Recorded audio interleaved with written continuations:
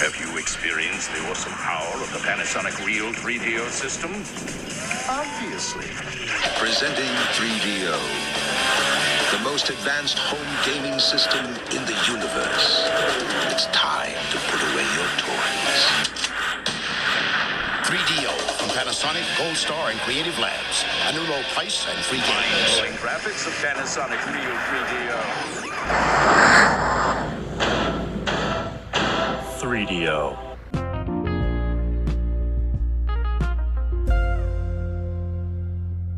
Hello, everybody, and welcome back to the 3DO Experience, the 3DO retrospective podcast, where we talk about all things 3DO, the company, the console, and everything in between. I am Bill, and this is Thrak. How you doing, Thrak?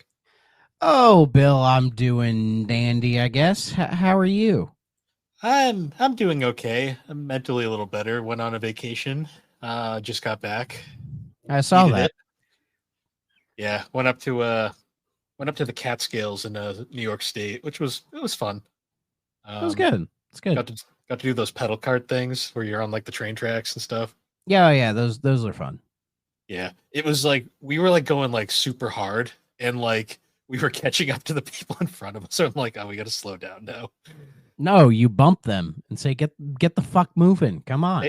They had like infants with them. I wasn't gonna bump. That's no excuse. Uh, Fucking pedal. Come on. I got places to be. there was like one family that legit had like 20 kids, and it was like the most horrifying thing possible. 20 kids. Oh, Are they Mormon?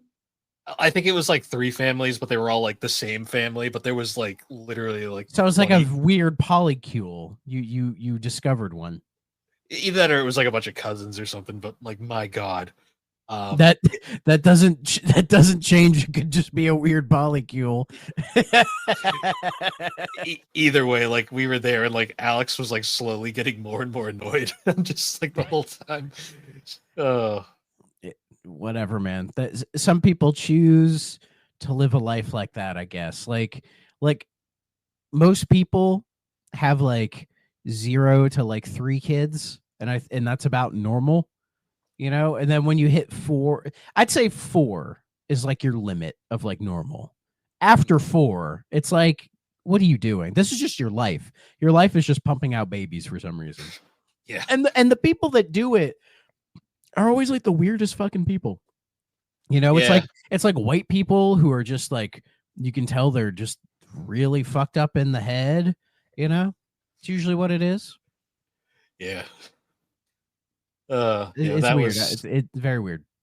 that was the thing. We also went to the Angry Orchard for a tour of the facility, which was not the main production facility, but it was as the guy doing the tour said, the pretty one, as in the one that Yeah, like it's the tourist trap one. Yeah, like when I was in Hawaii and went to the Dole Whip factory, like the factory was across the street, but we went to like the tourist trappy place where it's like, oh, you can get on the cart and ride through like a pineapple field and all this other shit, or you go in and then there's like all this like merchandise and you can buy food, and you know, I had the Dole Whip with fresh pineapple in it, which was really good. I'm not a pineapple guy, but getting it straight from the source, it was pretty good. I won't lie. I did consider buying a Dole hoodie for $60, but I didn't do it. I considered. I did get an Angry Orchard shirt, but I don't really drink Angry Orchard, so Yeah. Does wearing it make you do drinking them make you angry? no. I did try the samples we got on the tour. One of them was like this really dry, like cider. It was actually pretty good. I'm not gonna lie. The other one was like this pumpkin thing, and I was not into that. See, Angry Orchard cider is one of the few alcoholic beverages I've had that I like actually enjoy. They're a little too sweet for my tastes. I did like the dry one though. It was like it was kind of like, it wasn't bitter, but it was like kind of like a half and half kind of thing. Yeah, that's fair. It has to be sweet for me to enjoy it. Otherwise, I just really don't like it. That's fair. Yeah. I had an alcoholic beverage when I was in Hawaii. We went to this very specific restaurant. I forget the name of the drink off the top of my head, but my sister and brother-in-law were like, oh, this shit's really good. You got to try one. I tried one. I fucking hated it. It was like sour. Didn't enjoy it at all. They love it. So they saw I wasn't drinking, and I was just like, I don't like this. This isn't for me. And they're like, and then I gave it to them, and they drank it. So good for them. I've had worse, but it's up there. See, I'm one of those crazy guys who will go to like the liquor store and pick something random and have one drink and be like, "This is disgusting," but I paid for it, so I have to finish it. I'm the guy who doesn't go to a liquor store. That's fair. I'll drink my Members Mark carbonated mineral water instead. Nice. I enjoy this more. And yet people think I'm weird. It's all right. I drink this like local soda chain that makes no sense because it's like this entire bottle's 15 calories. I don't understand it. Nice. Nothing wrong with that. Nah. They have a fucking cream soda that's like, I don't understand how it's only like 15 calories. It's that addicting. See, I don't understand how like regular soda has calories, but then like diet or zero sugar soda doesn't. Yeah, I don't unless the calories are purely in the sugar. Might be it. I don't know. But I don't really drink regular soda that much. I usually go for the zero sugar if I can.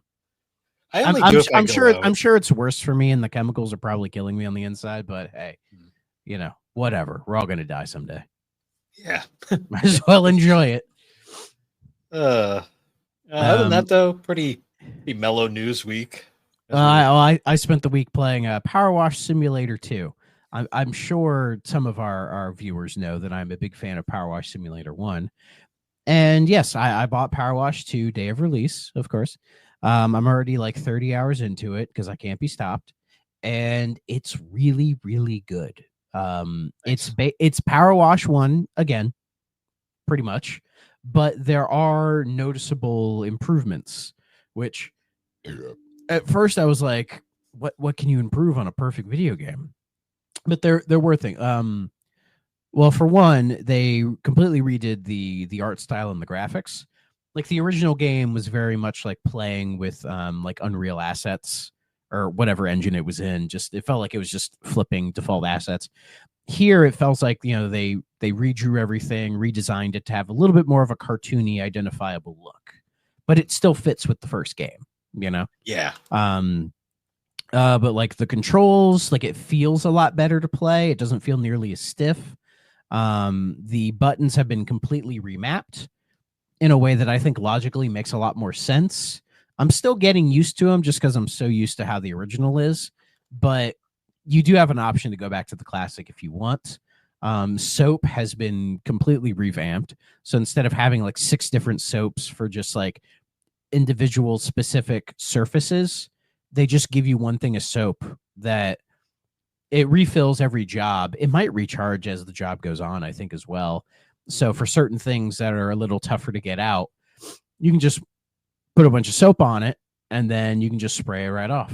So it sounds like it's a easy mode, but certain levels it's harder to do that with. Like some of the smaller like vehicles, you can spray the whole thing with soap and just clean it off and you'll be done in like 10 minutes. But for some of the bigger areas, it doesn't make it easier. You still have to clean shit off. You know what I mean?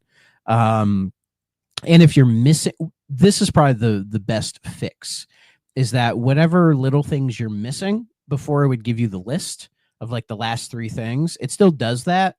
But now there's a little icon on screen that pops up to be like, oh, it's over here. Here's what you're missing. So instead of having to go in and highlight it, in fact, I think once you get to 90%, it just starts highlighting things that you haven't cleaned yet, which is really nice, actually. It helps keep the process, moving along without having to fumble with menus and all that stuff. They've redone the menus. They've redone how you like buy stuff. There's a headquarters where you'll just occasionally get furniture and you can just kind of place it around if you want. Doesn't really matter one way or the other. There are 3 cats that you can pet. Sometimes they join you on the jobs and sometimes they don't. Sure, why not? Cats, yeah, sure. Yeah, they're named Bubbles, Ulysses, and crap, I forget the third one. But yeah, they're cute little guys, and you can pet them for an easy achievement. So, and they got rid of the challenge mode because I don't think anybody liked it in the first game. So it's the one achievement I don't have in the first game is getting 5 challenge medals. Getting 1 was enough of a pain in the ass. I'm not doing it 4 more times. So fuck that. So they got rid of those completely here. So yeah, it's great. It's more Power Wash. It's on Game Pass, but I just went ahead and bought it. It was only $25. So nice. And they said they're gonna support it with DLC up through next year, till like 2026. So I mean, they could go beyond, because Power Wash 1 I think had bigger legs than they expected.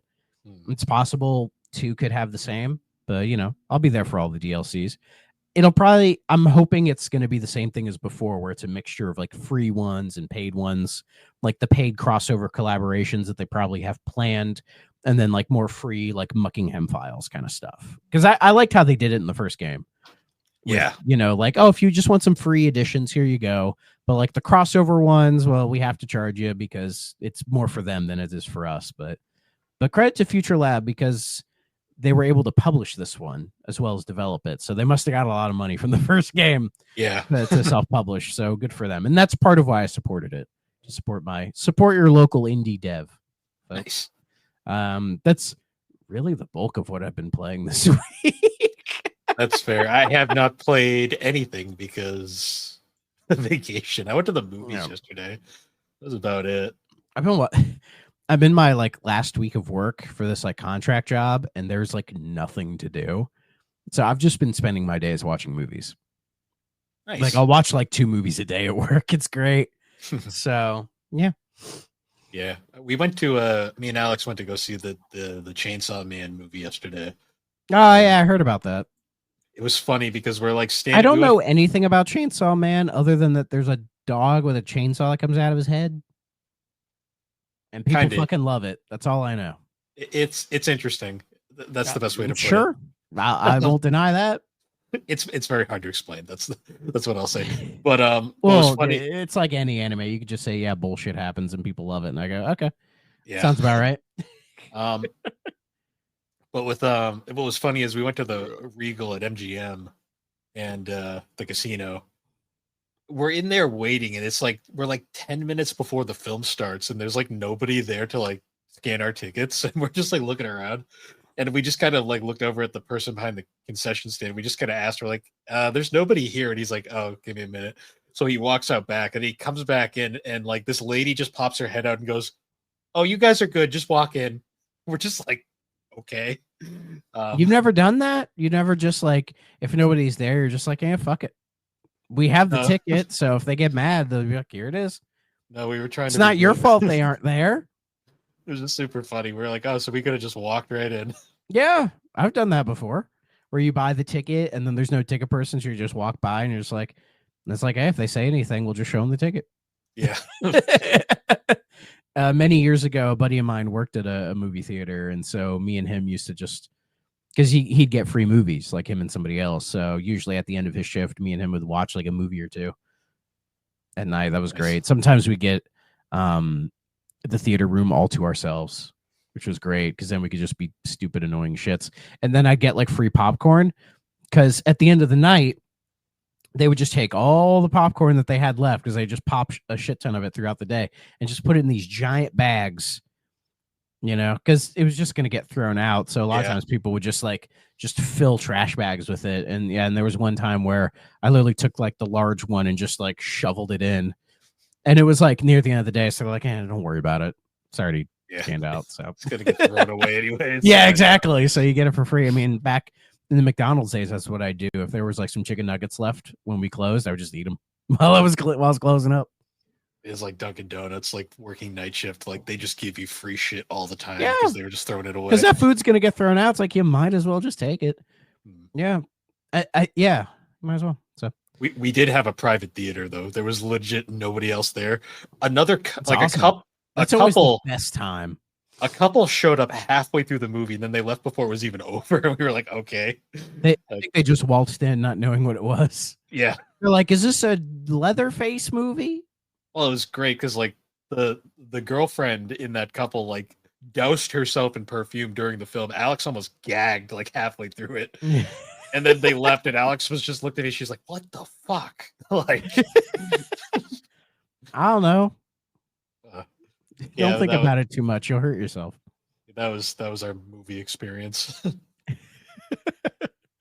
well. So, But yeah, speaking of that, yeah, not a lot of news. I mean, it's kind of, yeah, it is kind of slow. But let's see. Uh, oh, this one, yeah, I think I mentioned this to you guys like a different time, but I thought this was really interesting, and it was that Scarface: The World Is Yours remaster. Oh yeah, that. Yeah. So for those of you who don't know, Scarface: The World Is Yours is a game released on the PS2 and the Xbox and the Wii back in 2006. It was a weird 3 selection of consoles. That's meant to be sort of a like kind of a what if on Scarface, where it takes place. I think the first mission is like the end of the movie, when he goes on the rampage, and spoilers for Scarface. He gets shot in the back and then dies, right? But in the game, it kind of does the what if, where it's like, oh, you see that, the guy's coming and you can stop him and then, take everybody out. And then the game just is like a quasi sequel of him being like, what the fuck's going on? And him trying to, like, in a GTA style, like, string everything back together. It is a pretty cool game for its time. I know some people really enjoyed it. Yes, they did. They had some experience with these open world style games. So yeah, and so out of the blue, I think it was like on the 22nd of October, an HD remaster of this game popped on like Epic Games Store, and I think it was meant to be on Steam as well. The Steam page, I believe, is still up, but of course you can't claim it or anything. You can't buy it or anything.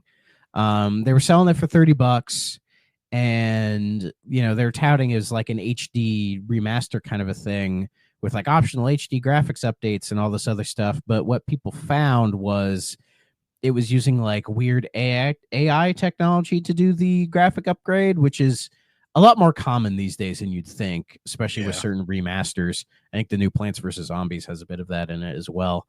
But it was also using some of the mods that have been made for the PC version of this game so that it'll even run. I think the big one is the silent patch, which you have to install in order to actually run the game properly, because it just doesn't work on Windows 10 or 11 machines. So, so some people found out about that and were like, oh, that's not good.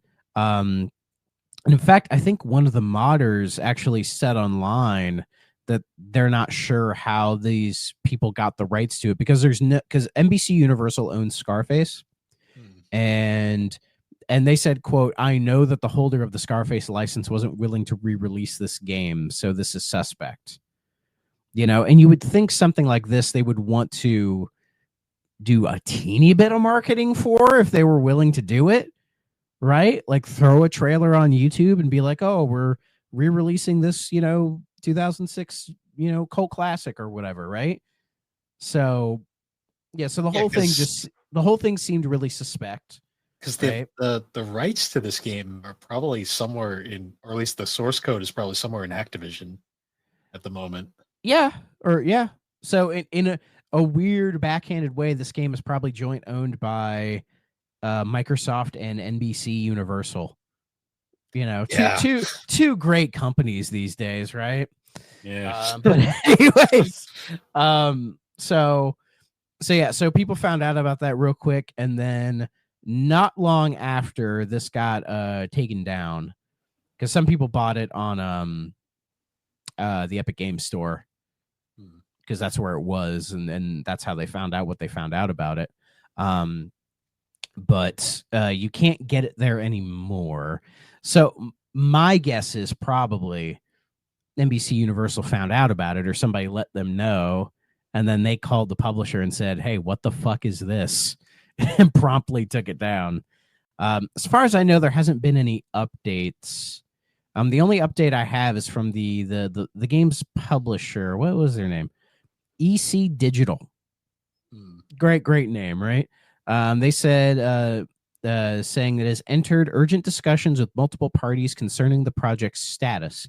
After careful consideration, we believe that temporarily hiding the store page is the most appropriate step forward, and we've already begun coordinating with Valve to make that happen shortly.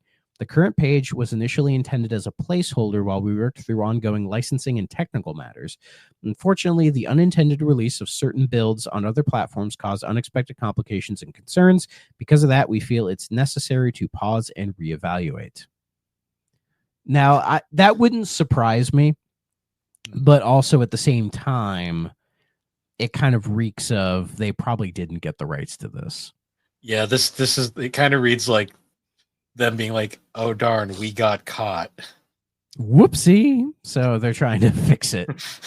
Whatever that means, fixing it. So I didn't think people would care about this obscure license game from the early mid 2000s. Bro, do you look at the fucking internet? I've right? said this before. Like any game released in the last like 40 fucking years that has like a 6 to like a 7 rating out of a 10, there's at least one YouTube video on it about how it's like a cult classic gem that people didn't appreciate back then, and now in our current AAA gaming landscape, this game looks so much better. All that normal shit about how all games suck now, and the only good games are back when I was a kid. And it's like, do you see the pattern here? Yeah. Anyways, I just thought that was interesting, and it made me want to like actually play this game because I've never played it. But I haven't had the time to like pop it on an emulator and give it a try. So hopefully I'll do that soon, but I'm busy. Let's see. Oh yeah, this one was fucking weird. Ubisoft is asking staff at the Division Studio Massive Entertainment to volunteer to be laid off. So furlough them. Or no, just straight up lay off. So yes, well, it's part of like Ubisoft's like restructuring, where it's like people are thinking they're going to be privately owned, but they're not yet. I don't think they are, unless those talks have died down because like EA got that. So maybe it was the people who were looking to buy Ubisoft or just went ahead and bought EA instead. I don't know. I don't have the details on that one. But apparently, Massive Entertainment has said it planned to strengthen its focus on the Division series and the Snowdrop engine, and that as a result, it was reducing its numbers. The studio is asking staff to volunteer for career transition, presumably an attempt to identify who's willing to be laid off before it has to potentially start its own procedure. As part of our ongoing evolution and long-term planning, we have recently realigned our teams and resources to strengthen our roadmap, ensuring our continued focus on the Division franchise and the technologies, including Snowdrop, Ubisoft Connects. To support this transition responsibly, we've introduced a voluntary career transition program, giving eligible team members the opportunity to take their next career step on their own terms, supported by a comprehensive package that includes financial and career assistance. So basically they're saying like, hey, we're probably going to lay you off, but if you just want to do it now, like we'll give you a compensation package. That's less shitty than a lot. Surprisingly, from Ubisoft, that is less shitty than a lot of companies have been lately. From what I know, if a company like lays you off and you've been there for a long time, I believe they either have to offer you some form of like a compensation package, or you can just file for unemployment. And I think if you, again, I'm not 100% on this. I think if you file for unemployment after getting fired, like from a long-term company, I think the company pays for it. I think. Yeah. Again, I'm not clear on the details, so it's like either way they have to pay you. So yeah, so like. My guess is when Microsoft laid all those people off, they probably offered them, especially to like, the kind of higher up, long tenured people, because I think legally you have to. So yeah, but yeah, it's worded in a very weird way that looks really dumb. And again, it's just kind of further pushing how they're probably just going to be trying to use more generative AI to sort of replace workers. And I think this as well as I do. This whole AI bubble is going to burst. It's going to blow up in all of these companies' faces. And when it happens, they're not going to be prepared for it. No. Because they want this to be the future, so they don't have to pay people. They can just have machines do everything for free. But then when they realize that's not really going to work, they're going to try to get people back, but people are probably just going to be like, no, fuck you. I don't trust you. And then they're not going to come back to work. I think we're going to see a rise in indie studios more so than we already have. Oh, yeah. I'm sure indie studios keep popping up all the fucking time. But like, that's another issue with the industry is that there's so many indies and so many indie studios and so many indie games that it's near impossible for your game to break out. I mean, sometimes they do, but there are like kind of bigger publishers, like say like a Devolver or whatever, who will help, right? Like they're like, I think some people, maybe that should be more of the future. Some of these more like indie publishers can kind of like, help guide some of these studios, because otherwise you're just going to get lost in the shuffle. You know, unless you just get lucky on Steam, which is always possible. Yeah, but there's no guarantee of that, and you can't rely on that. Not every studio can put out a Balatro or like a Power Wash Simulator. Yeah, or Ball X Pit, which I believe Devolver published that. Oh, or Peak. Peak's another one. Yeah, Peak. Well, I think Peak was self-published. So True. But also the team that did that, Aggro Crag, like people already knew who they were. True. You know what I mean? So it's tough out there. So and seeing Ubisoft do this, and then what we know with EA, it's like it's not helping. No.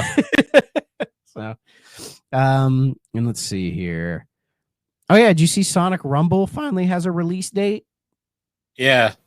Yeah, and when I saw it, I was like, Sonic Rumble, what the fuck is that? And it's like a 32 player online party platformery thing, I guess. It's PC and mobile. I don't really know anything about this game, but it's coming out on May the 8th of next year. No, it's coming out November 5th. So next week. Chibi Shadow looks goofy as fuck. I'm not gonna lie. I like it though. I do. It's super cute, but it's super funny. You see like this weird or like Chibi Big the Cat. Yeah. It's just funny because like Sonic's like almost like a hybrid between modern and classic. Yeah, I actually like the blending of the two. But yeah, it's like some like 32 player battle royale thing. Yeah, it says PC and mobile, but as far as I know, it doesn't have a Steam page. So if you want to play it, is that the Angry Birds studio that's making it? Yeah. Oh no, it is on. Oh, it's on Steam. Never mind. Rovio's making it. Yeah, well, it's Rovio, Sega, and Sonic Team, which leads me to believe Rovio's doing the majority, and Sonic Team's sitting there going, "Do that." Yes. We just made a racing game. We're done. It's just Izuka sitting there going, "Add more boost pads." Sure. Yeah, I don't know. It's probably going to be a piece of shit game. So I don't know. We'll see what people say about it. I don't have high hopes for this guy. Apparently, it's free to play. So, it has a Steam page. You know what? I might just fucking download it and see what the hell it is. If it's free to play, what do I have to lose? I mean, if it's shit but fun to play multiplayer, I mean, that's all that really matters. Yeah, exactly. Maybe we'll get Jelly to play this with us. Who knows? So, let's see. Oh yeah. The other big thing that happened is that Halo Combat Evolved remake. I called it. Here it is. So yeah, it's a thing. It's what I had heard it was going to be, which is just Halo 1 redone in Unreal Engine 5, like a nice remake, because with Halo Studios now switching over to Unreal, they used the first Halo game to kind of test Unreal and be sure that they're good with it, and that's an easy one to do. And then throw it out there for people to play, and it's an all-time classic. I mean, it's worth it. Yeah, it's coming out next year. It's for the 25th anniversary of Xbox, so it all kind of lines up. It's coming to Xbox, PC, and PlayStation 5 next year. And I know some people freaked out over the PS5 thing, which I think every time it happens now, I'm like, guys, you act like this just happened. Like, Xbox has been doing this for a while. We all knew it was going to happen. Like, the big announcement I saw was shocker. Who cares? One of the higher ups basically flat out said all future Halos are going to be on PlayStation going forward. I mean, I figured that makes sense. I mean, that's the direction Microsoft is going in. I just thought it was so funny, like this announcement. It brought me back to like the early 2000s with all those like rumors about Halo coming to PS2. I mean, Um, there was I think it was like Gears 3 had a PS3 port in the works for a while, and then that got canceled. So it's not like they haven't toyed with this before in the past. See, this brought me back to like early in like high school, like all the rumors about Halo 3 coming to PS3 and like these like hacks you could do to play it on PS3. It's just like bullshit that was like back then PlayStation people needed something good to play. They didn't really have anything. When did Halo come out? 2007. 7? Well, we had Uncharted. The first Uncharted's not a good game. I mean, it was better than most shit on the system at that point. Sure, but like Uncharted really didn't get going until the second game. I will say the collection fixed a lot of problems with the first one.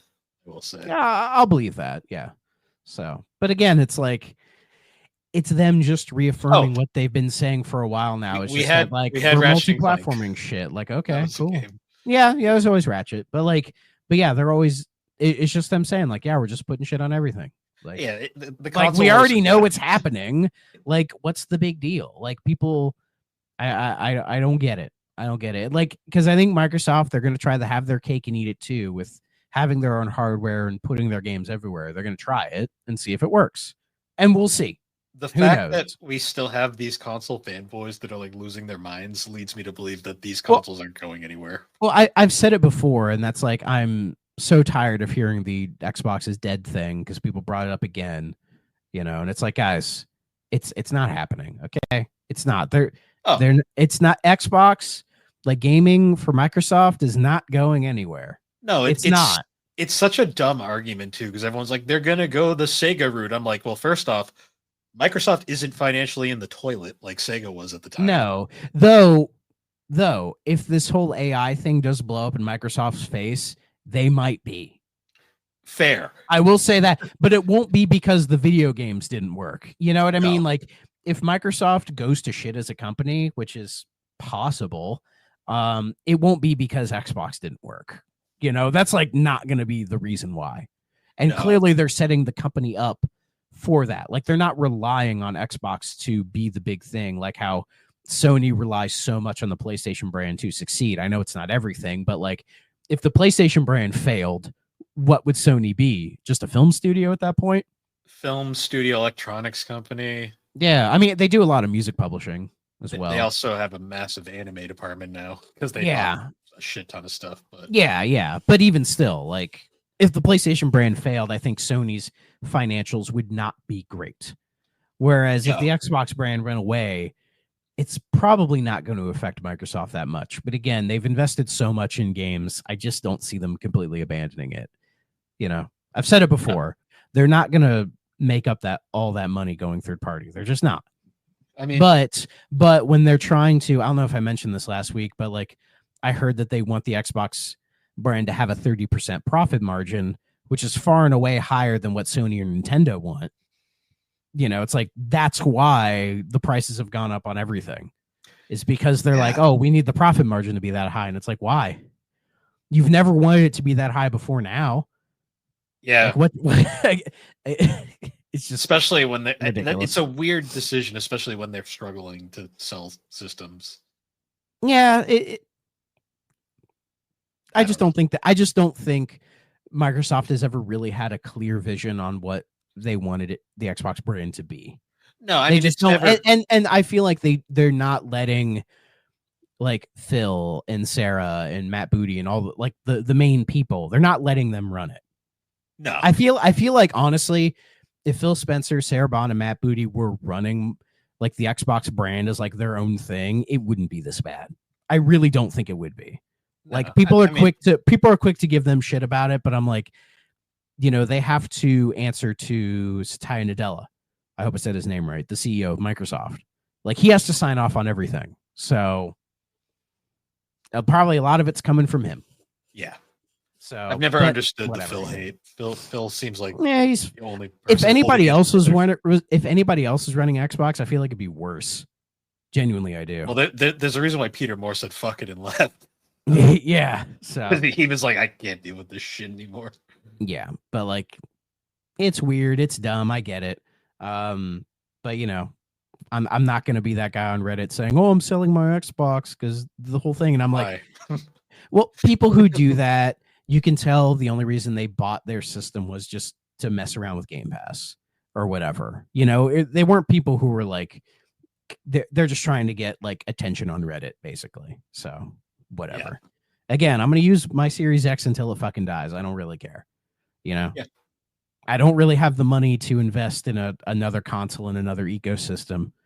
And I'd rather, and if I had that money, I'd probably be better off just finding a way to get more into PC gaming, because then I can take my existing Xbox library and transition it over. Mm-hmm. It wouldn't be 1-to-1, but it'd be a lot better with the Play Anywhere program. So yeah, I'd rather just go that route. And that's probably the route I'm going to go in the next like 10 years anyway. Like get one of those handheld PC things, find a way to integrate a good chunk of my Xbox library on it, and then just be a PC guy. That's just probably where I'm going to be going. So I don't plan on. And then I'll have a Switch until Nintendo, and I'll have a Switch until Nintendo decides to port their shit to PC.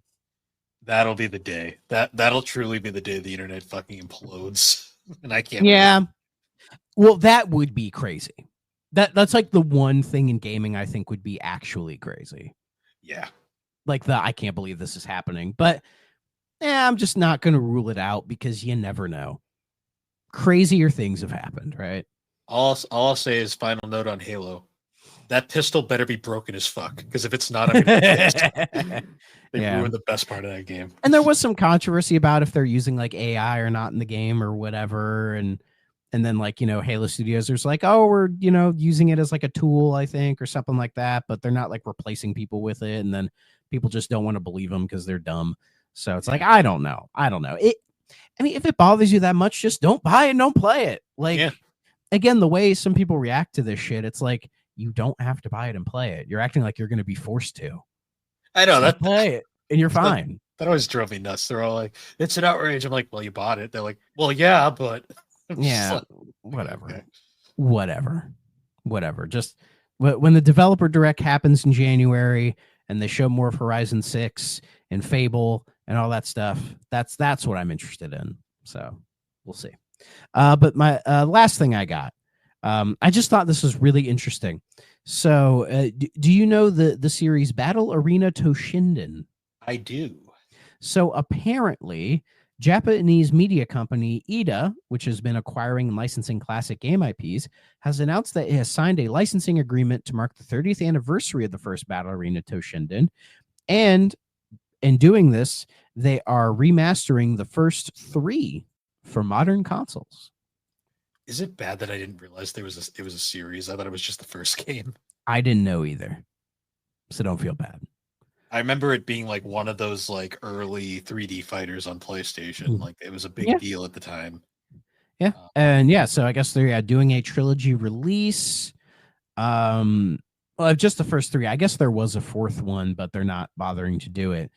And I guess they just did a press release saying, oh, we're going to do this, and it's going to come out between fiscal year 2026 and 2027. And it's like, oh, okay. But why? I don't get why you would announce a port collection like this and not have at the very least like a set release date for it. Because if you do this now, I mean, it's not like Battle Arena Toshinden's a big IP, right? No. So if you do this press release, there's going to be, you know, some of the weirdos like us who are like, oh, cool. When's that coming out? And then you see the time frame and go, oh, I'm probably going to forget by that point. And then they're going to have to do the whole thing again. Yeah, it's weird because from what I remember, these games are very jank. Like they're not. Oh yeah, I from what I've seen of them, they look very jank. I've never played one. What I remember is it was basically like Sony's answer to Virtua Fighter before Tekken became a thing, and then Tekken kind of just took over that niche. Yeah, it looks like that weird middle ground between Virtua Fighter and Tekken. Like but also I think it has an emphasis on weapons as well. Yeah. So it's kind of a precursor to Soul Calibur. Looking at the UI though, it reminds me of Star Wars Masters of Teräs Käsi. Oh, that game is amazing for how shit it is. Yeah. Yeah, the UI looked very similar, and I'm like, is it in the same engine? Maybe. But yeah, that I just saw that and thought that was neat. So yeah, we'll see about that. And then that's really all the news I had. What was it, about 6-7 articles? Yeah, some minor stuff. The only other thing is we did get new Nintendo music. Yes, we did, and thanks to Nintendo on Blue Sky, I already know what it is. Mm-hmm. It's new Super Mario Brothers on the DS. That is an underrated game. It's fine. Of the new Super Mario Brothers games, really the only one I would say is bad or close to bad is the 3DS one. Yeah, because that was just pointless. That was just boring. Yeah, but like the DS one has the novelty of being the first one going for it. It also had all original boss fights, which was just something that the Koopalings got boring as fuck after a while. Yeah, and I always liked this theme.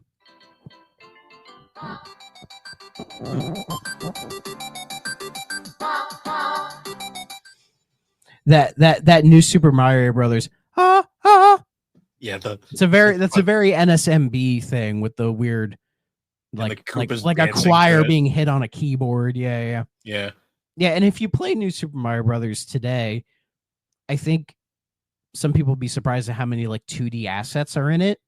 Oh yeah, it's a mostly to the point 2D where game. I think it may have started development on the Game Boy Advance. I believe it did, because I believe it was originally supposed to be Super Mario Advance 5. Yeah, it has that look to it for sure. But yeah, like it has the novelty of being the first one, so it kind of gets a pass. And then the Wii one, that's objectively the best one in terms of level design, I'd say. The level design doesn't get good till like the very end of the game. Other than that, it's just kind of plain, and it's cool to have like 4 people, so you can like, you know, it has the co-op and it's on a home console, so it felt like a big deal at the time. I remember, in fact, I played a bunch of it. And then the Wii U one, the further we get from it, and weirdly enough, after Wonder, I have a lot more appreciation for you. It was pretty. It was a very pretty game. And if you buy the Switch Deluxe version, there's a lot of content in there. Yes, it's a ridiculous price, but you get your money's worth, because you get the whole game of U, you get Luigi U, and then you get like a bunch of challenges and all this stuff, and it is a very dense package. Again, it's one of those Switch games that I'm waiting to find it for like $20 and grab it. Yeah, you know, but I still, even the used market for Switch games isn't the best, so still waiting. Yeah. And then like we said, New Super Mario Brothers 2. The only appeal to that game is if you really like seeing the fucking 1-up thing go up because of all the fucking coins. If you really like coins, like the whole gimmick with the coins says to me they didn't have anything, and they're like coins or whatever, you know. That was during that era I know that game has a really good like challenge mode at the end of it after you beat it, but like other than that, like what's the fucking point, man? All I remember about that game is it came out during that point where like Nintendo was like creatively bankrupt and was like basically just releasing nothing but Mario. A lot of 2D platformers that were incredibly simplistic and trying to appeal to a younger audience, because like they were like, the press wasn't really great about them at the time, and they were like, we can still hold on to the kiddie thing. And they tried. But, you know, people trying to be nostalgic about this era, it's like, guys, those games weren't all that great. They really weren't. No. Like, it was a rough time for a reason, you know? Yes. But what are you going to do with Nintendo revisionists, right? Where everything was good. No, it wasn't. Shut up. See, Yoshi's New Island is secretly a hidden gem. No, it's not. Who the fuck said that? Oh, I'm sure there's somebody out there.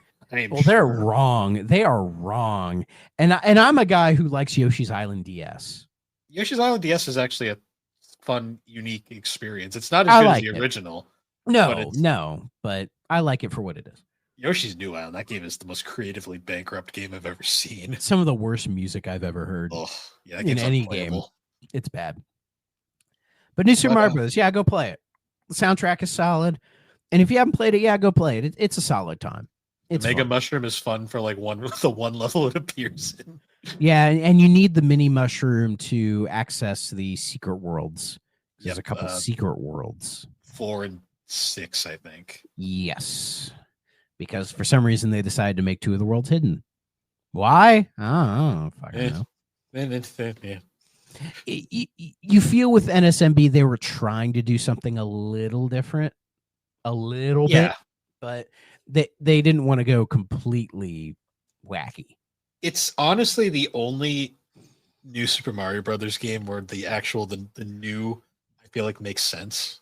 Yeah, it definitely fit. And I remember when this was coming out, I'm sure you do, like there were commercials for it and people were really excited for it. Oh yeah, it was hype and it was a fun game for what it was. For sure. But I was a DS hater, so I didn't play it till many years later. Fair enough. I've told the story before. But yeah, that's really everything. Now we can finally get to I guess this is our Halloween special. I mean, it's about as on par as last year's Halloween special. So, well, we're actually talking about a game this time. So yeah, you're not just bullshitting about other things, and you're trying to be like, guys, you want to talk about horror movies? We're like, who cares? Yeah. So, but no, we have an actual game this time. What's that game, Bill? Doctor Hauzer. Yeah. Hauzer. I don't even know her. I'd show my copy, but it's Japan only, and I didn't feel like importing a copy for this. It's actually not expensive too. It's in like the $40 range. It's not the worst, but it's more than I'd want to pay just for the episode. Maybe someday if I find it. But yeah, Doctor Hauzer. Shout out to our buddy Tony who actually let us know about this one. And I apologize for not inviting you because I'm fucking stupid and forgot to do it. Well, did you even talk to him about it? No, I completely forgot. I was having he's probably learning about it now. Yeah, I know. I'm sorry, Tony. We love you. Fine. I think it's fine. But if he bitches that much about it, he can, when he comes on a future episode, he can have his little spiel. Yeah. So Dr. Hauzer, released in 1994, exclusively on the 3DO, only in Japan. Yeah, I wasn't alive. I was. I was almost alive in it, but that's besides. Well, this came out in April of 94. I was still in gestation. I had about 4 months to go. Honestly, I think I was also. Now that I think about it, but yeah. So this game was 94, only in Japan. Developed by Riverhillsoft. What a name. One word. Yes. And they are well known for making the JB Herald series.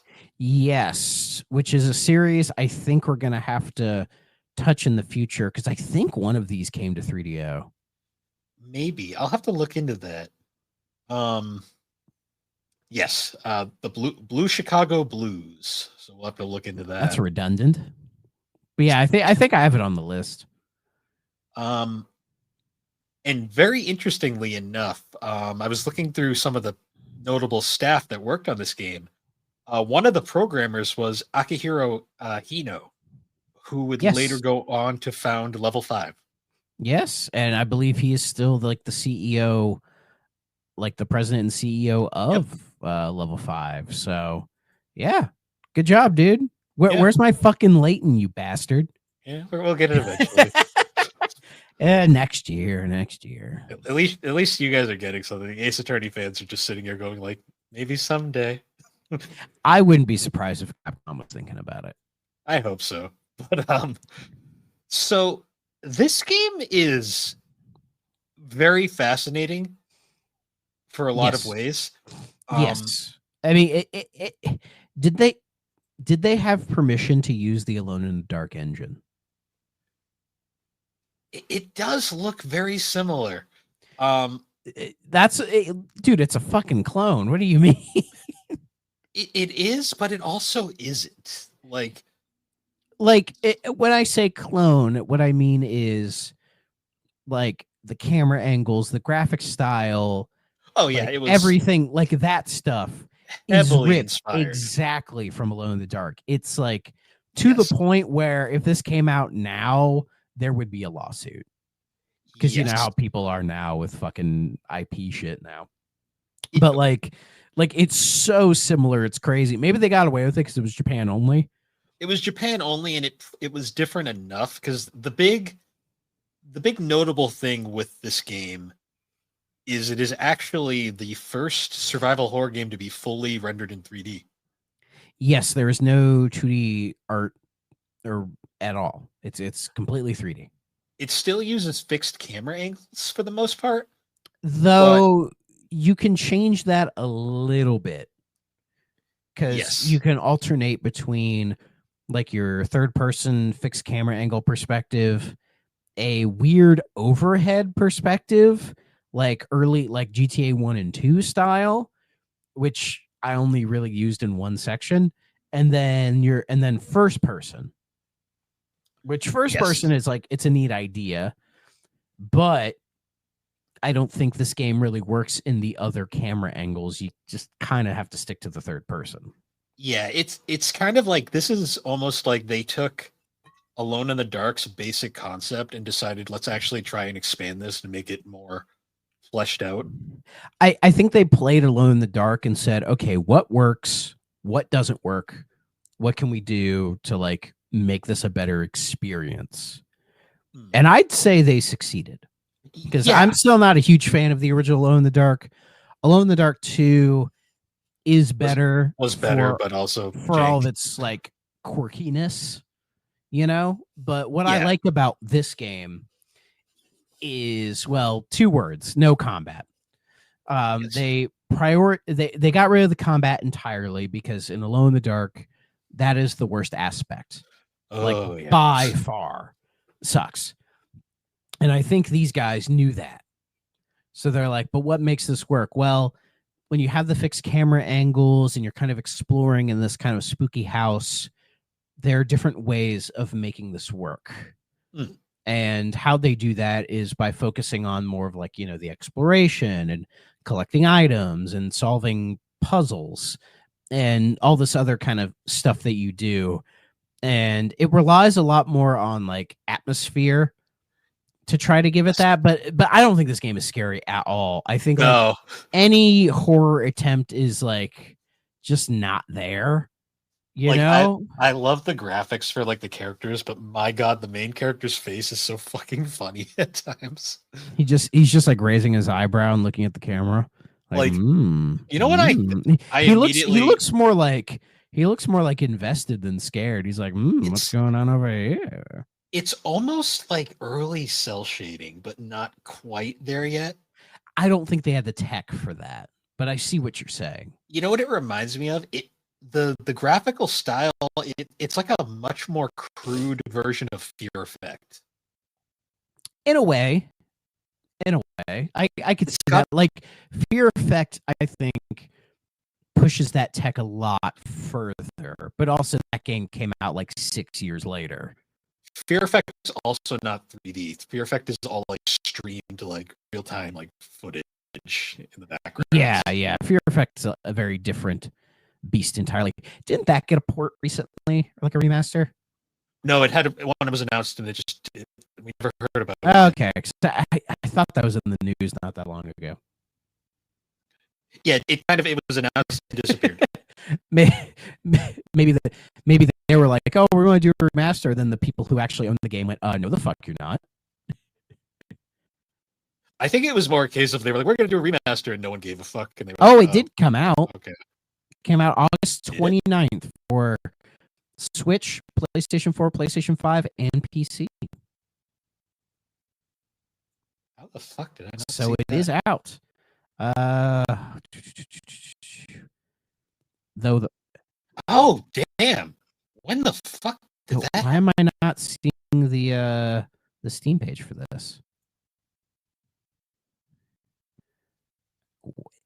Dude, it came out in August. There's no way. Oh, there it is. Reviews mixed. I mean, the game had great. mixed reviews to begin with. So. Oh, it's published by Limited Run. Maybe that's weird. They didn't make a stink about it though. They usually do. There was also that third game that came out, like the Fear. Let's see. You're basically paying for an emulator running ROMs, something you could do with this gem 25 years ago. About the game itself, it's amazing, and it didn't deserve such low effort put into it. This is not even a remaster or even a port. It's literally an emulator. So limited run, okay. Yeah, so, well, limited run used to put a little bit more work into it than that. But if they're doing what I could just do on my own... I'll stick to my PlayStation copy. Well, running a PS1 ROM on a computer is not hard anymore. No. So yeah, kids, just go do that. Don't give limited run $10. But no, I see what you're saying. Like actually looking at screenshots of Fear Effect, I see what you're saying. It's got a similar look. Because Fear Effect is like an early example of cell shading, like a very early example. And Fear Effect, not Fear Effect, Doctor Hauzer.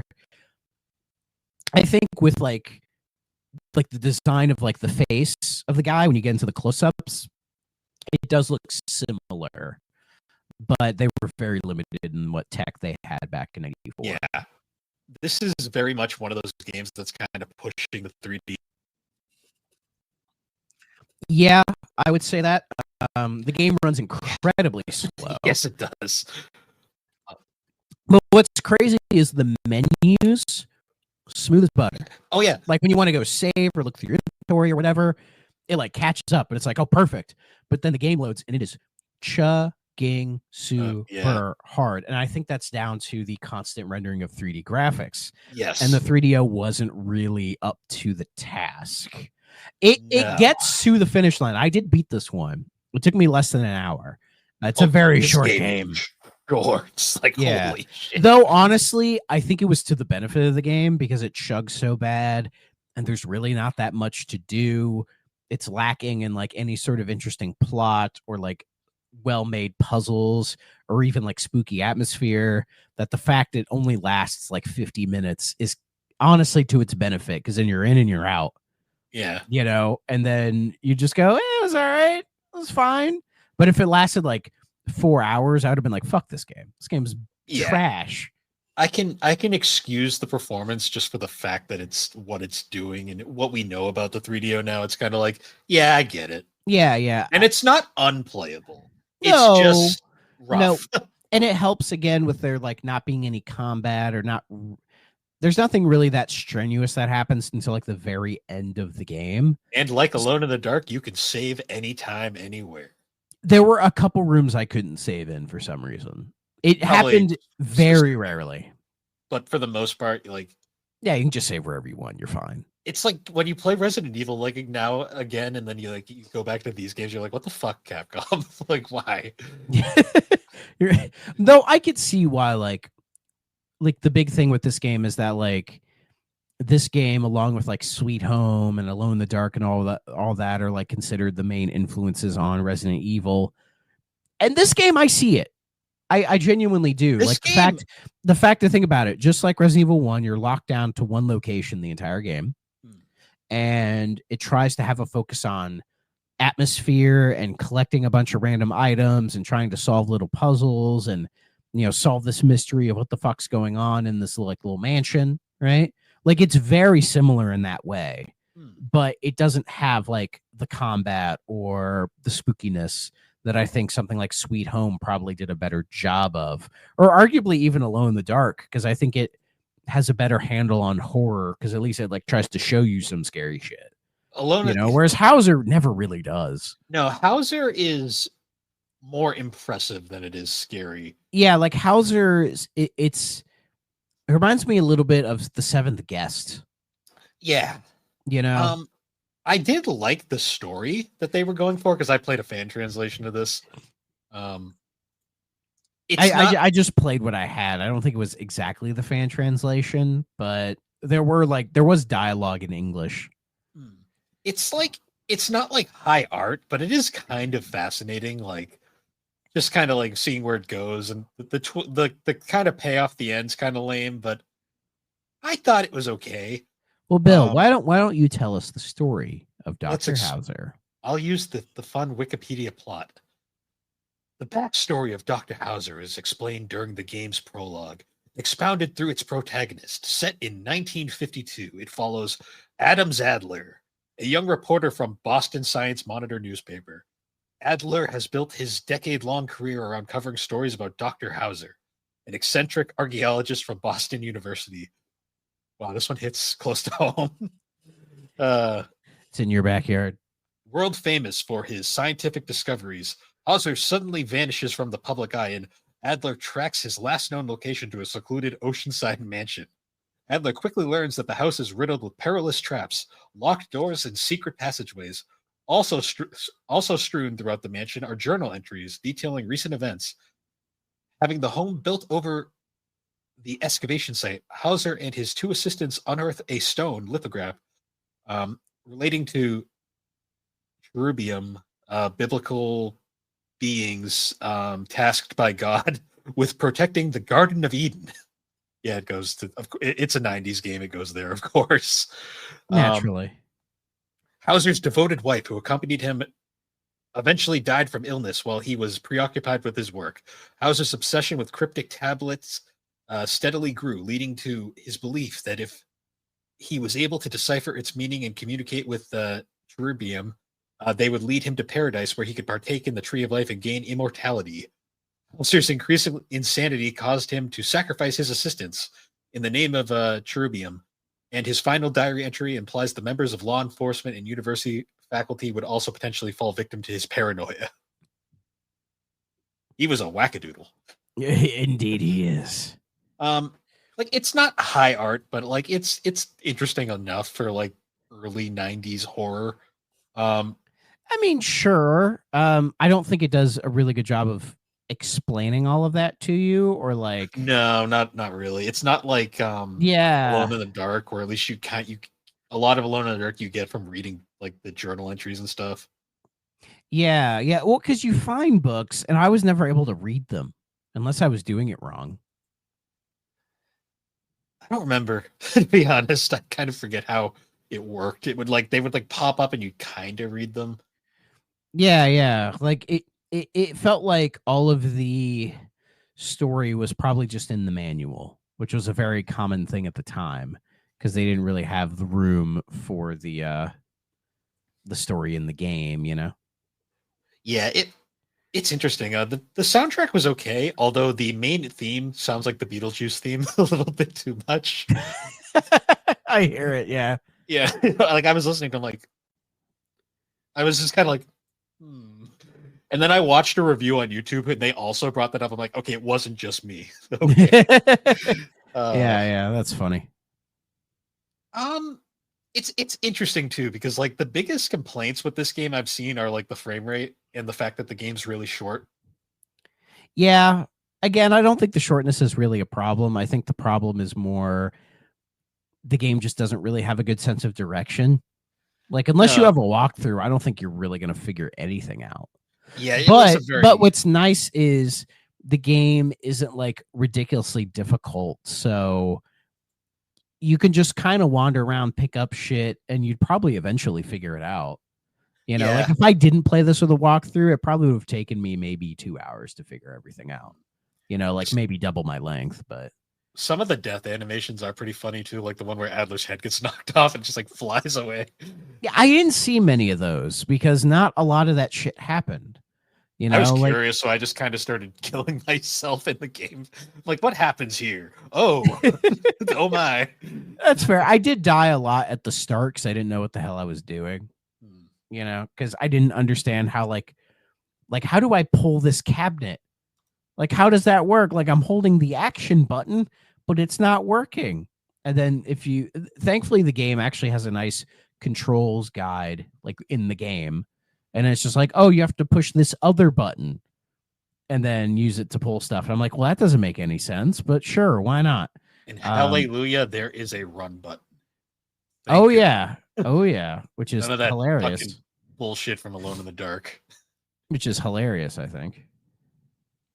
Because you just right, and the only time you ever really need it is in, it's like one of the dining rooms or whatever, where you pick up something and then a bunch of, like, most of the floor just caves away, and then you have to like platform over it. And I was just using naturally run and jump or whatever. Again, it's not super complicated. It's easy to figure that shit out, but it's so silly. So, looking at reception for the game, because it was only released in Japan, we're kind of a little limited on reviews, but they're actually very all over the place. I could see that. Like Consoles Plus gave it an 88%, Computer and Video Games gave it 32%. A lot of these reviews are also retrospective reviews. Yeah, I think that's fair. Edge gave it a 7 out of 10. My favorite, Famitsu, gave it 4 reviews. A 7 out of 10, an 8 out of 10, a 9 out of 10, and a 5 out of 10. Well, isn't that how Famitsu works? They have like 4 different reviewers. They rate it out of 10, and then they just combined it to give the rating out of 40. Yeah. Like that's how that... And for some reason, they didn't bother to combine it here. Yeah, which is just funny to me. That is very, very weird. Hold on, let me do that. Let me do the math in my head. You keep talking. Yeah. Game Fan gave it 268 out of 300. Like, what the fuck is that? It got a 29 out of 40. Yeah, that's actually not. Yeah, well, I mean, Famitsu's known to like kind of overrate things, but whatever. Yeah. Games Master gave it a 66 out of 100. Generation 4 gave it 80%. Next Generation a 3 out of 5, and PC Gamer US, why they reviewed it, I have no idea, but a 68 out of 100. Yeah, I don't know why. Though it was never officially released outside of Japan, it has earned critical commentary from English and French media outlets and occurred in average reception. So I think by this time, like there were so many magazines and so much circulation and video game journalism becoming a thing that I think more and more people were learning about like what was going on in other countries, especially at that time where Japan was such a epicenter for video games at that time. And I think people just kind of wanted to know in the West what the hell was going on in Japan, because we'd get these games. Like imagine like you get like, you're playing Dragon Warrior in like 1989 and you're like, this game is fucking old as shit. Like, this game feels like it came out in 1986. And then you do some digging and you're like, oh, this did come out in 86. They didn't bother porting it till 3 years later. And then that makes you think, well, what the hell's going on over there that we don't know about? And I know a game that was big for that was Mario 3.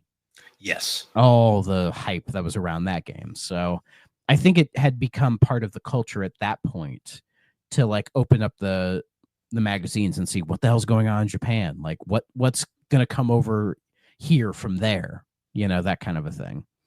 Because that's also when it took forever for games to release across one country or another, where now it's like not a big deal at all. What's interesting too is, so the game never had a proper sequel, but it did have a spiritual successor of sorts, with a game called Overblood. Overblood? Yeah, and this is a game I've seen this game before. I've never played it, but I have seen it in like game stores. It was for PlayStation 1, published by EA, which is very interesting. Very much the same style, like a full 3D survival horror kind of game. I actually oh my god, this cover's amazing. Yeah, it's just that guy. just a dude in green light. Also, it's apparently a sci-fi horror game, which is interesting. Well, when we're scraping for content after a while, we'll play this. Why not? And this game got a sequel too. It did. Overblood too. But not in America. Only in Japan and Europe. Fucking hell, man. This series. Well, apparently the Overblood didn't come out in Europe. Yes. People don't know. People didn't know what they were doing back then. Akihiro Hinu was the programmer for this game as well, so there's that, I guess. So Must Play OK Stay Away. I'm a little torn on this one, because I don't think it's a must play per se, but the fact that it is a functioning game, it is very interesting. Like, you can, it's like that lost survival horror game that kind of like helped define the genre. I feel like it's not as iconic as like Sweet Home.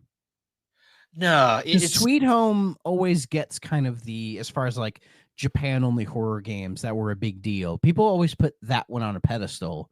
But from what I know, I've never played it. I think it's more of like an RPG. yeah, it's a Really. top-down kind of Yeah, thing. it's just a spooky RPG.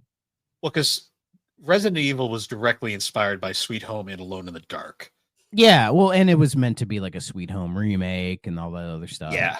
But the thing is, playing Resident Evil, like I see some Doctor Hauzer in this. I do. Well, because it's a similar idea, like in the central location in like an old house, abandoned thing, very tied off. Yeah, I think it's fair if people wanted to say like, oh, Resident Evil was inspired by Sweet Home, Alone in the Dark, and Doctor Hauzer. Like if you wanted to use those 3 games to be like, these were the main inspirations, I'm like, yeah, those all check out to me. Why not? Yeah, it's an interesting game in a lot of ways. Like it's obviously it's never going to have the iconic nature of Alone in the Dark. No, but it was very interesting because when I did my Carrier review for the Superpod Network a while back, for a while I thought Carrier was the first full 3D survival horror game, but then all of a sudden this game popped up. I was like, oh wait a minute, it's somebody else did it. Yeah, I'm like, oh right, this game that Tony brought up. I was like, interesting. Weird how this shit works sometimes, you know? Yeah, it's an interesting game. Like it's because it is functioning. Like honestly, the fact that it's short actually kind of helps it. Like keeps it from being it keeps it from being infuriating, which I think is a good thing. Yeah. But overall, the game itself is kind of just, it exists. And for that, I'm gonna say it's a definite okay. Yeah. Not a stay away by any means, because it is worth playing. But it's not the easiest to access if you're a physical guy. Emulation's not bad. 3D emulations come a long way, and the game is very easy to find online. And it's not one of those games where you need to know Japanese to play it. No, not at all. So you'll be okay. It much like Alone in the Dark, it's very historically important, and I think that counts. Though I think it's better than Alone in the Dark because it's not as bullshit as that game is. It's a more realized game. Yeah. And then, but I think Alone in the Dark 2 is better than this, just because I think Alone in the Dark 2 does a better job of figuring out how to make that work. You know what I mean? And it's more exciting, and also it has ghost pirates, which is pretty wacky. And Santa Claus. It's a pretty wacky game. Yeah, it's hard to ignore. But Dr. Hauzer, yeah, it's okay. It's a very interesting experience to have. It's interesting to look at it in like a historical sense, because it's really it's a game that's completely been kind of forgotten by time. But then once you look at it now, you're kind of like, oh, and then you see a lot of what the genre became in this game. Yeah, exactly. So, and for that, I think it's interesting, and it's only like an hour. So if you are curious enough, just go ahead and load it up and play it. It won't take you that long to play through it if you're that curious. So like, it's a light recommend, you know, like if you are that interested, sure, it's fine. Yeah, I'd say it does its job. Yeah, it's a very easy okay. Yeah, but yeah, it's not amazing by any means. And also, we didn't talk about the ending of the game where you go down into the basement, you ride a mine cart for some reason, and then you go into a room where there's like a blue face sticking out of a wall being like, "Where's my wife?" And then you pick up, and then you have hopefully the picture of his wife. You go through a weird maze of fireballs and get close enough to him holding the picture that you throw the picture at him, and then he's like, "Oh, there's my wife," and everything's fine. It's not quite Bionic Commando 2009, but it is. Well, his wife is in his arm. I know. But yeah, that's like the most strenuous part is like you have to dodge the fireballs, which is a little weird, but oh yeah, that part was so. I was like, yeah, okay. yeah. But like if you're like me and you save like right before that room, you're fine. You'll be okay. But yeah. One last thing I wanted to bring up too was this is something that you wouldn't be able to tell from playing it emulated, but because the game is so short, they actually this is both very funny but also kind of sad. They included a bunch of potential challenge run ideas in the manual that you could try out to make the game longer. How's that? I'd have to look them up. I know about them because I read about it. Apparently, they was just a bunch of ideas that you could do, per se, if you wanted to try the game differently. I'd have to find a printout of the manual to actually get them because I think they're all in Japanese. Yeah, and I don't. Has anybody translated the manual? I can't imagine. I couldn't find it for the review. That's why I don't know. But apparently, that was a thing, which is both kind of cute but also kind of sad. But yeah, Doctor Hauzer. This is one of those 3DO games that I'm always like, that's cool, it exists, but wow. It's like kind of like, huh. I think when we get to our like updating the tier list, I think Hauzer's going to be decently high. I think so, because it's like, in terms of a game, it's one of the most functional 3DO games we've played so far. Yeah. It worked just fine, and I wasn't miserable while playing it. I was actually more of kind of intrigued to see where it goes. And it didn't stick the landing or anything, but no. But a lot of games back then didn't really stick the landing as far as like a story goes, because it still was in its infancy, you know? Like when, like that famous John Carmack quote about how story in a video game is like story in a porno, right? Yeah. Like at this time, it kind of made sense because it's not really what people were coming to games for. And the ones that did, a lot of them just didn't really understand how writing works. I mean, yeah, you had RPGs that were doing a better job than most, but even then, some of them don't have great endings. So no, not at all. Yeah. But yeah, so that was this week. Did we have a game plan for next week or? I don't think so. Let me look at the list. Please do.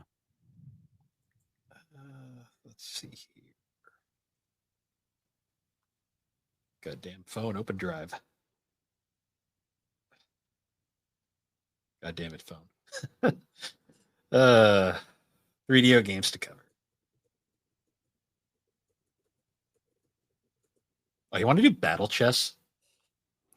I don't think we can get enough out of battle chess for one episode. Fair. Hold on. Let me look at the list. I haven't looked at it in a while. Let's see.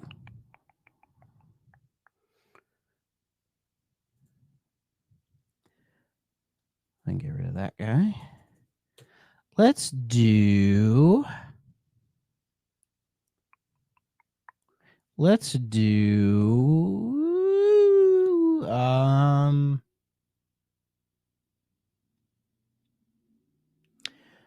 do Creature Shock. Okay. Yeah, that could be a fun one.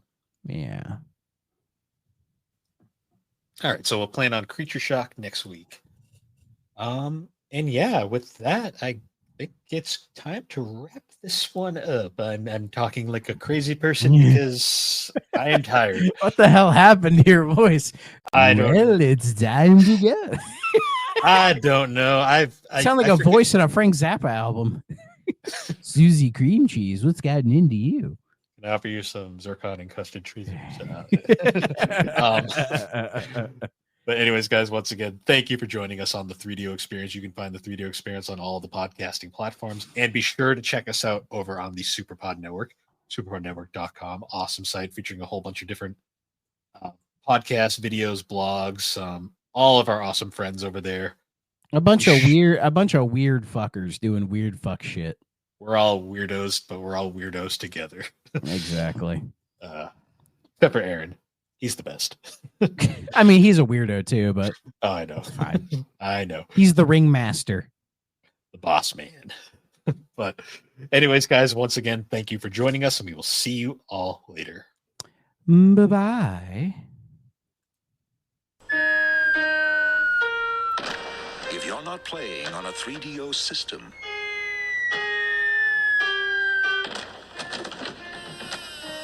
what are you playing with?